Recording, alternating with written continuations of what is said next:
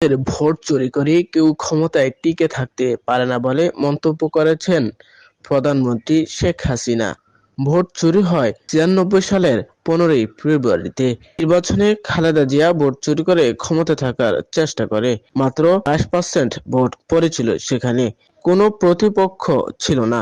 জনগণের ভোট চুরি করলে কেউ কিন্তু ক্ষমতায় থাকতে পারে না। বাংলাদেশের জনগণ এই ব্যাপারে খুবই সচেতন।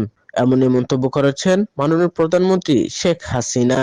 আজ শনিবার ১৫ই জুন সকালে গণভবনে মাসব্যাপী বৃক্ষরোপণ কর্মসূচি ও পুরস্কার বিতরণী অনুষ্ঠানে তিনি এই কথাগুলো বলেন।